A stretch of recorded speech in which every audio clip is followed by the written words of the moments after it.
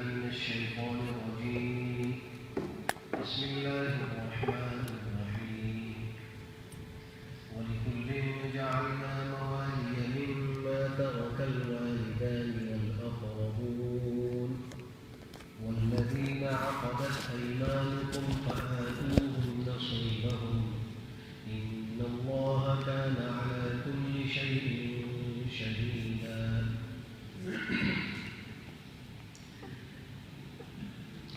اس آیت کریمہ میں مالوں کی تقسیم سے متعلق ایک ایسا حکم بیان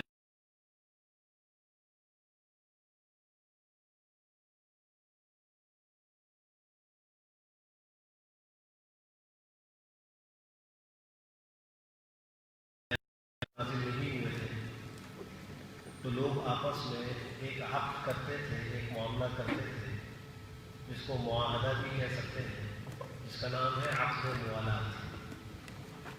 اور اس کی صورت یہ ہوتی تھی کہ دو آدمی آپس میں ملتے تھے اور وہ کہتے تھے کہ میں تمہارا بھائی، تم میرے بھائی، میرا مال تمہارا مال ہے، تمہارا مال میرا مال ہے.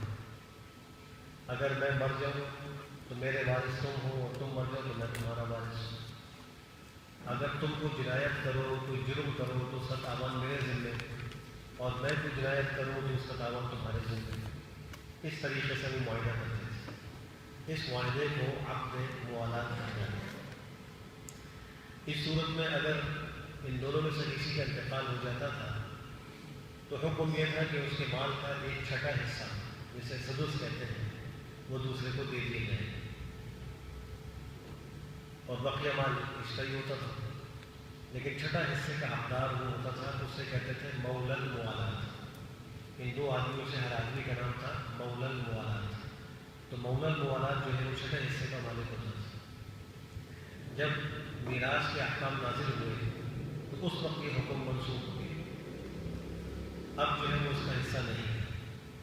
البتہ امام ابو حنیفہ رحمہ اللہ فرماتے ہیں کہ ایک صورت ممکن ہے، اور وہ صورت یہ ہے کہ اگر کوئی کافر ہے، وہ مسلمان ہو گیا اور اس کے خاندان کے سارے لوگ کافر ہیں، کوئی مسلمان نہیں، اور اس نے کسی کے ساتھ یہ عقد موالات کر لیا، پھر اگر اس نو مسلم کا انتقال ہو تو اس کے مال کا چھٹا حصہ اس کو دے دیا جائے. اور اگر اس نے ایسا کچھ نہیں کیا، یعنی اس نے عقد موالات نہیں کیا، تو اس کا مال سب کا سب بیت المال میں جمع کر دیا جائے.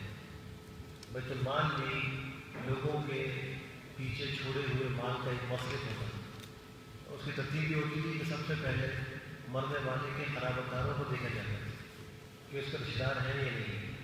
اگر اس کے رشتہ دار ہوتے ہیں، مثلاً ماں باپ ہیں یا مثلاً اس کی اولاد ہے یا بیوہ ہے، تو مال انہیں کو ملتا تھا. اور اگر ان کو دینے کے بعد کچھ مال بچ جائے تو ان کے عصبات کو ملتا تھا. مثلاً اگر خالی بیٹیاں ہیں، بیٹا کوئی نہیں، اور بھائی ہیں تو بھائی عصبہ ہے، بھائی کو مل جائے کرتا تھا. اور پھر ان کے بعد ذوی الارحام ہیں، یعنی ماں کی طرف سے جو رشتہ دار ہیں، ماموں ہیں، خالہ ہیں، اور ایسے جو ہے وہ بھانجے وغیرہ ہیں، بھانجیاں ہیں، تو یہ سب اس میں داخل ہیں، ان کو دیا جاتا تھا. اور یہ بھی نہ ہو تو پھر مولا الموالات، جس کا بھی ہم نے ذکر کیا، اور یہ بھی نہ ہو تو بیت المال. اس ترتیب سے مرنے والے کے مال کو تقسیم کیا جاتا ہے اور لوگوں کے حوالے کیا جاتا ہے.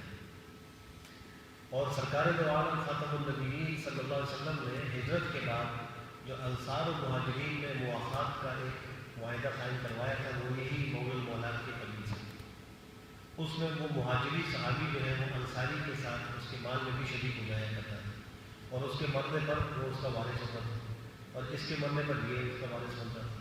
تو دونوں ایک دوسرے کے وارث بھی بنتے تھے. لیکن جب میراث کے احکام نازل ہو گئے تو مواخات اور عقد موالات کی صورت میں جو وہ حقدار ہوتے تھے وہ حقوق ختم ہو گئے. اللہ فرماتے ہیں کہ ہر ایک کے لیے ہم نے وارث مقرر کر دی اس مال کے جس کو چھوڑ گئے والدین اور قرابت دار. اور وہ لوگ جن سے تمہارے معاہدے ہو چکے ہیں تم ان کو دے دو ان کا حصہ. یا حصہ تمہارا وہی چھٹا حصہ ہے جس کو بھی میں نے ذکر کیا. بے شک اللہ ہر چیز سے مطلع ہے، باخبر ہے. الرجال قوامون على النساء بما فضل الله بعضهم على بعض وبما أنفقوا من أموالهم فالصالحات قانتات حافظات للغيب بما حفظ الله واللاتي تخافون نشوزهن فعظوهن واهجروهن في المضاجع واضربوهن فإن أطعنكم فلا تبغوا عليهن سبيلا إن الله كان عليا كبيرا۔ سورہ بقرہ کی آیت میں اللہ سبحانہ و تعالیٰ نے مردوں عورتوں کے کچھ حقوق ذکر فرمائے تھے، اور اس میں یہ فرمایا تھا کہ وَلَهُنَّ مِثْلُ الَّذِي عَلَيْهِنَّ بِالْمَعْرُوفِ، کہ ان عورتوں کے لیے بھی ویسے ہی کچھ حقوق ہیں جیسے ان عورتوں پر مردوں کے حقوق، یعنی ان عورتوں کے مردوں پر حقوق ہیں جیسے ان مردوں پر ان لوگوں کے حقوق، جانبین ایک دوسرے کو حقوق۔ البتہ حقوق میں تھوڑا سا فرق ہے، نوعیتیں الگ الگ ہیں، یعنی یوں کہیے کہ دونوں کی ذمہ داریاں الگ الگ ہیں۔ مرد کی ذمہ داری یہ ہے کہ وہ مال کمائے، ان عورتوں کے مہر دے، ان کے خرچے اٹھائے، علاج معالجے کی ضرورت ہو تو وہ کرے، تعلیم و تربیت کے خرچے کی ضرورت ہے وہ کرے، یہ مرد کی ذمہ داری ہے۔ اور عورت کی ذمہ داری یہ ہے کہ بچوں کی تربیت کرے اور جو امور خانہ داری ہے ان کو اچھے طریقے سے انجام دے۔ تو دونوں کے ایک دوسرے پر حقوق ہیں، لیکن ان حقوق میں اللہ نے فرمایا کہ وَلِلرِّجَالِ عَلَيْهِنَّ دَرَجَةٌ، مردوں کا ایک درجہ عورتوں سے زیادہ ہے۔ آج جو بھی ہم نے آیت پڑھی ہے اس آیت میں اس اضافی درجے پر ہے، مردوں کو جو عورتوں پر ایک زائد مرتبہ اللہ نے دیا ہے اس کا تذکرہ یہاں ہے، اور وہ یہ ہے کہ اللہ نے مردوں کو عورتوں پر حاکم بنایا ہے، اور یہ بات ہر عقل مند آدمی سمجھتا ہے کہ جہاں بھی کچھ اجتماعی ماحول میں لوگ گزر بسر کرتے ہوں تو وہاں نظام چلانے کے لیے ایک حاکم کی ضرورت ہوتی ہے، ورنہ نظام گرم برہم ہوتا ہے، چاہے وہ ملک ہو، چاہے وہ قبیلے اور گاؤں اور دیہات ہو، اور چاہے وہ گھر ہو۔ اگر ملک میں کوئی حاکم نہ ہو تو ملک کا نظام گرم برہم ہوگا، اگر قبیلے کا کوئی سردار نہ ہو تو ان کے اختلافات کو حل کرنے والا کوئی نہیں ہو، آپس میں فساد ہو۔ ایسے ہی اگر کسی جگہ پر کسی ادارے میں کوئی بڑا سربراہ نہ ہو تو اس ادارے کا کوئی پرسان حال نہیں ہوتا۔ اور بالکل اسی طرح ایک گھر ہے، اس گھر کے اندر بھی ایک اجتماعی خاندی زندگی ہے، اس میں بھی ایک حاکم کی ضرورت ہر عقل سلیم تسلیم کرتی ہے۔ تو اللہ سبحانہ و تعالیٰ نے اس گھر کی حکومت کے لیے اور گھر کی حاکمیت کے لیے شوہر کو مقرر کیا۔ اس آیت کریمہ میں اللہ نے اس کے دو اسباب ذکر کیے، مرد کو جو عورتوں پر حاکم بنائے ہیں اس کے دو سبب۔ ایک سبب وہ ہے جو اللہ نے عطا فرمایا جس میں کسی بندے کا کوئی عمل دخل نہیں، اس کو وہبی کہا جاتا ہے، اور ایک سبب وہ ہے جو کسبی ہے، یعنی بندہ اپنے کسب اور محنت سے اس کو حاصل کر لیتا ہے۔ جو پہلی فضیلت کی وجہ ہے وہ یہ ہے کہ اللہ نے مردوں عورتوں کی تخلیق میں اور ان کے اوصاف میں اور عادات میں اور اعضاء و جوارح میں بناوٹ ہی ایسی رکھی ہے کہ مرد عورت سے زیادہ طاقتور ہے، اور یہ اللہ کی طرف سے ہے، اس میں کسی مخلوق کا کوئی عمل دخل نہیں۔ اور پھر جو اللہ نے ان کے ذمے کام لگائے ہیں وہ کام بھی ایسے ہیں کہ اس میں مرد کی حاکمیت خود بخود سمجھ میں آ رہی ہے۔ مثلا مرد جو ہے وہ قاضی بن سکتا ہے، مرد امام ہوتا ہے، مرد مؤذن ہوتا ہے، خطبہ دیتا ہے، عیدین کی نمازیں پڑھاتا ہے، عورتیں یہ کام نہیں کر سکتی۔ اور بعض ایسے شریعت کے احکام ہیں کہ اس میں عورتوں کی گواہی بھی نہیں چاہیے، مثلا حدود کے اندر عورتوں کی گواہی قابل قبول نہیں، اور دیگر عام معاملات کے اندر عورت کی گواہی تو ہے لیکن مرد کے برابر نہیں ہے، دو عورتیں مل کر ایک مرد کی گواہی کے برابر ہوتی ہیں۔ لہٰذا اگر کوئی مسئلہ پیش آئے اور اس مسئلے کے اندر دو مرد گواہ نہ ہوں، ایک مرد اور دو عورتیں ہوں تو شریعت ان کو قبول کر لیتی ہے، لیکن اگر چار عورتیں ہوں بلکہ 100 عورتیں ہوں اور مرد ساتھ کوئی بھی نہ ہو تو 100 عورتوں کی گواہی شریعت قبول نہیں کرتی۔ اور حدود کا معاملہ ایسا ہے، چاہے وہ زنا کی حد ہو، چاہے وہ چوری ہو، چاہے وہ شرب خمر ہو، جتنے بھی یہ حدود ہیں ان کے اندر شریعت نے صرف مردوں کی گواہی رکھی ہے، اور مردوں میں بھی 4 مردوں کی رکھی ہے۔ وہ یوں سمجھیے کہ حدود کے مسئلے میں گواہی کے معاملے میں شریعت نے 2 طرح سے سختی رکھی ہے۔ ایک عادت کے اعتبار سے کہ عام معاملات میں 2 مردوں کی گواہی ہوتی ہے، لیکن یہاں فرمایا 4 مرد ہونے چاہیے، اور عام معاملات میں 1 مرد اور 2 عورتیں ان کی گواہی قبول ہو جاتی ہے، لیکن حدود کے معاملے میں عورتوں کی گواہی قابل قبول نہیں ہے۔ تو یہ اللہ کی طرف سے کچھ واحدی چیزیں ہیں اور فضائل ہیں جو اللہ نے مردوں کو عطا فرمائے ہیں، اس وجہ سے مرد عورتوں پر حاکم مقرر کیے ہیں۔ دوسری وجہ جو تشریح وہ یہ ہے کہ مرد اپنے اموال کو خرچ کرتے ہیں عورتوں پر۔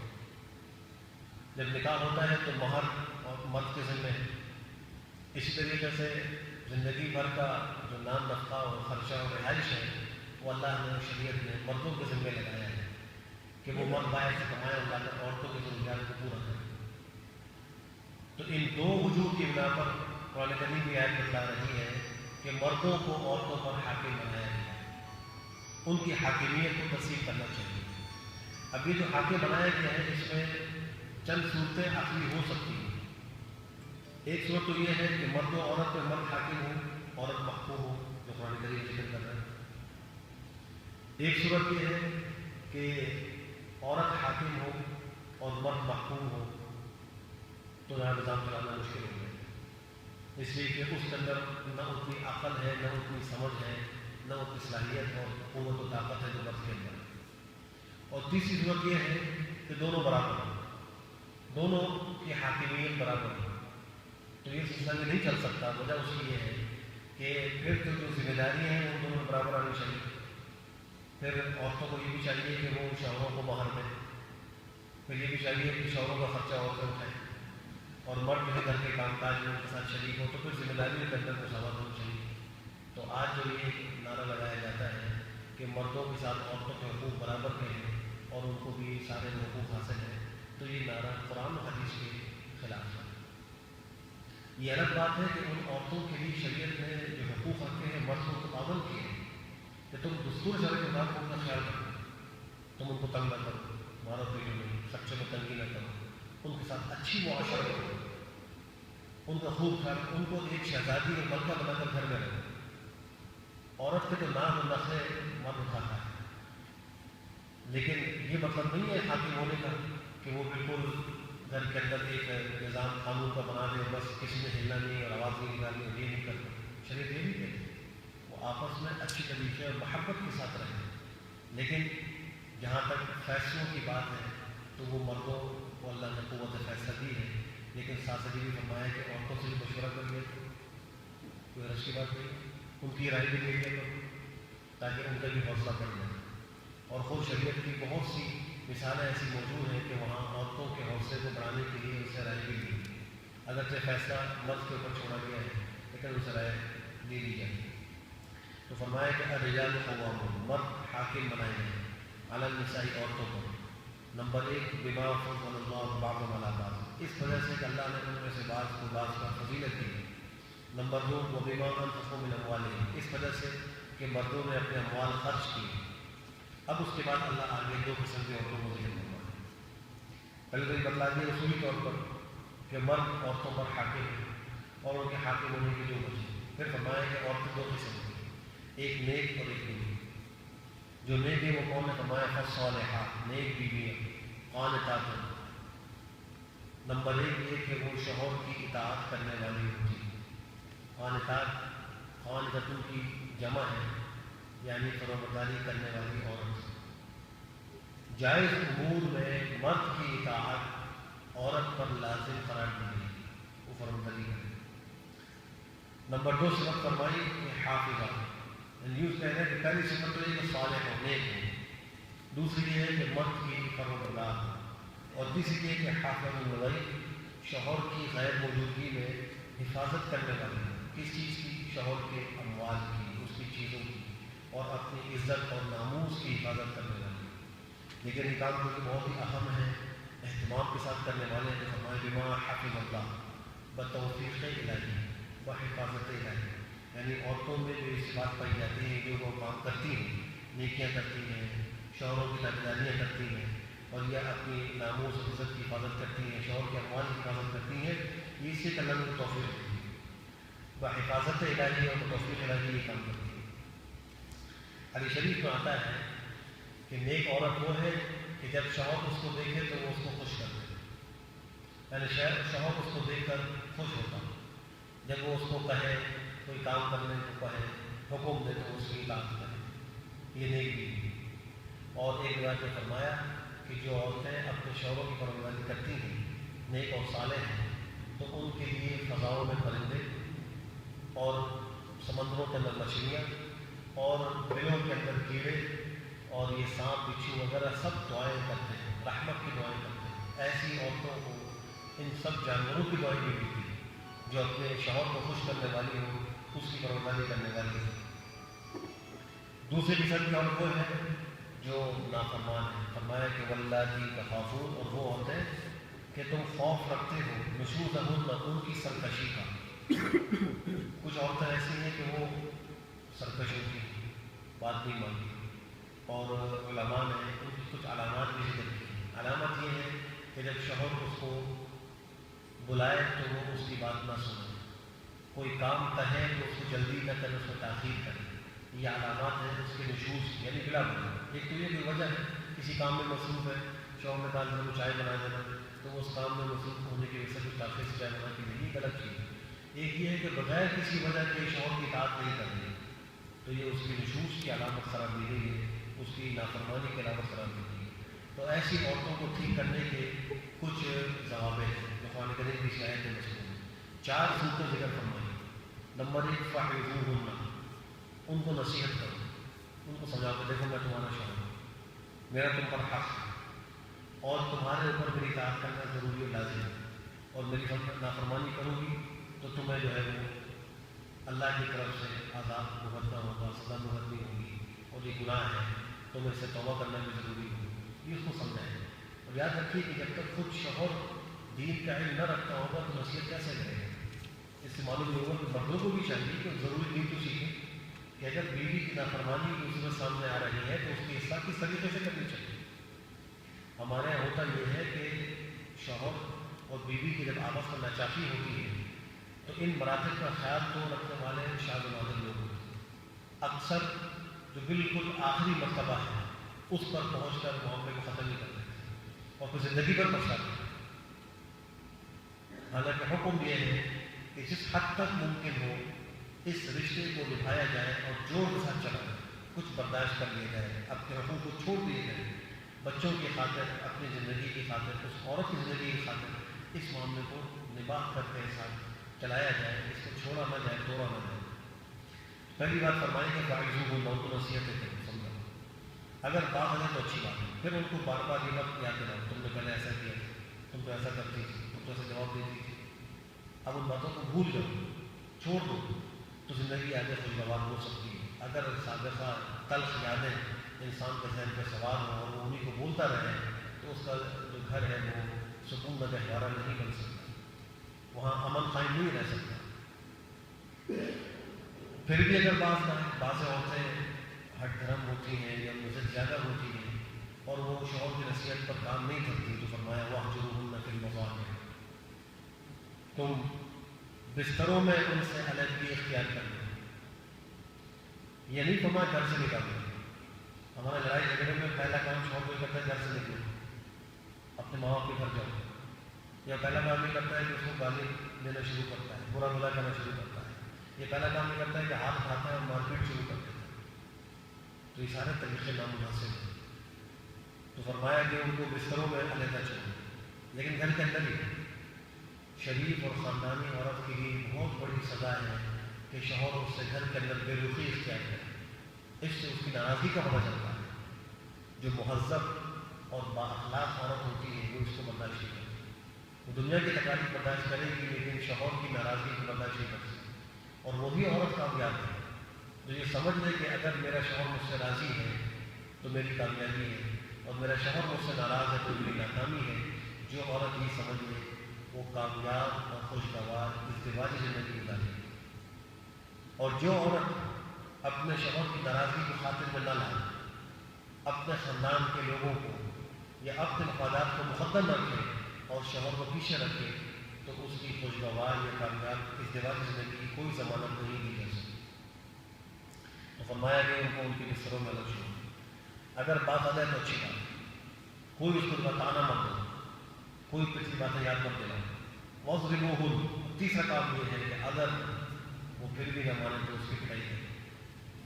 روایت میں آتا ہے کہ ایک صاحب نے اپنی بیٹی تھی جن کا نام حبیبہ ہے، ان کی شادی کر دی، اور شادی کی حضرت صاحب ابن ربیع کے ساتھ، انصاری صحابی. میاں بیوی کو ناچاکی ہوئی تو انہوں نے ایک تماچا مار دیا. مردوں کی عادت ہے کبھی کبھی یاد ہو جاتا ہے.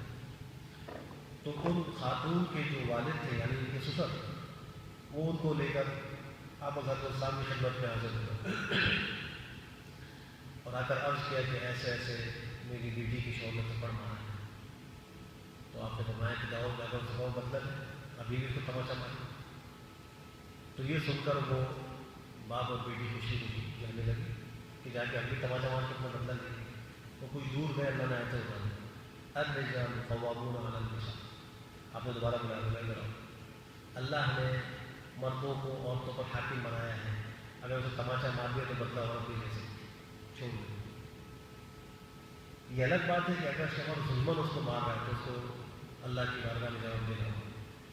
دوسرا مسئلہ یہ کہ جو یہ مارنے کا حکم ہے، اس کے اندر بھی فرمایا کہ چہرے پر نہ مارے، اتنی سخت مار نہ ہو کہ خون نکل آئے، ہڈی ٹوٹ جائے، آنکھ ٹوٹ جائے، سر پھٹ جائے، انگلی ٹوٹ جائے، یا اس کے بال کھینچ کر دیوار میں اس کے سر کو مار دیں. یہ طریقہ اختیار کرنا ہے.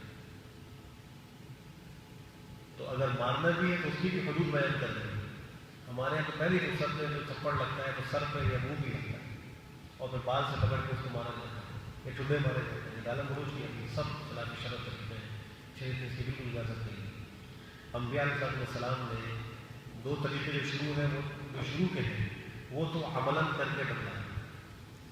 بعض دفعہ ان کے انداز کے ساتھ بھی کچھ ایسی پوچھ نیچ ہو جایا کرتی تھی. آپ نے ہجران بھی اختیار کیا، 1 مہینے تک آپ اپنے گھر سے دور رہے اور بعد میں آپ نے ان کو معاف کر دیا. لیکن جو تیسرا طریقہ ہے وہ ذکر بھولنا، یہ عملاً کسی نبی سے ثابت نہیں ہے. اگرچہ شریعت نے مردوں کو مناسب انداز میں بوقت ضرورت ضرب کی اجازت دی ہے، لیکن حدیث میں آپ نے فرمایا لن یضرب خیارکم، تمہارے اچھے لوگ ہرگز ماریں گے نہیں. جو تمہارے اچھے لوگ ہوں گے وہ کبھی بیویوں کی پٹائی نہیں کریں گے. اگرچہ شوہر کو حق ہے کہ وقت ضرورت حدود شرع میں رہ کر اگر ایسا کوئی موقع آ جائے تو پٹائی کر دیں، لیکن پھر فرمایا لن یضرب خیارکم، تمہارے جو بہترین اچھے سمجھدار لوگ ہوں گے ہرگز وہ پٹائی نہیں کریں گے. فَإِنْ أَطَعْنَكُمْ، پھر اگر وہ تمہاری اطاعت کر لیں. یہ 3 طریقے ذکر فرمانے میں اللہ فرماتا ہے اگر تمہاری بات مان لیں تو فَأَتِمُّوا عَلَيْهِمْ سَبِيلًا، تم ان پر اب کوئی ظلم کرنے کا راستہ تلاش نہ کرو. بعض لوگ ایسا بھی کرتے ہیں کہ بہانے سے بیوی پر زیادتیاں کرتے ہیں، موقع کی تلاش میں ہوتے ہیں، کھانے کے لیے اس سے منع کرتے ہیں. ان اللہ کان علیٰ، بے شک اللہ بہت اونچے مرتبے والے ہیں، کبیرا بڑے بلند بارہ صاحب. وَإِنْ خِفْتُمْ شِقَاقَ بَيْنِهِمَا فَابْعَثُوا حَكَمًا مِنْ أَهْلِهِ وَحَكَمًا مِنْ أَهْلِهَا إِنْ يُرِيدَا إِصْلَاحًا يُوَفِّقِ اللَّهُ بَيْنَهُمَا إِنَّ اللَّهَ كَانَ عَلِيمًا خَبِيرًا. اس آیت میں 4 طریقہ ذکر کرتا ہے. 3 طریقے پہلے ذکر فرما دیے.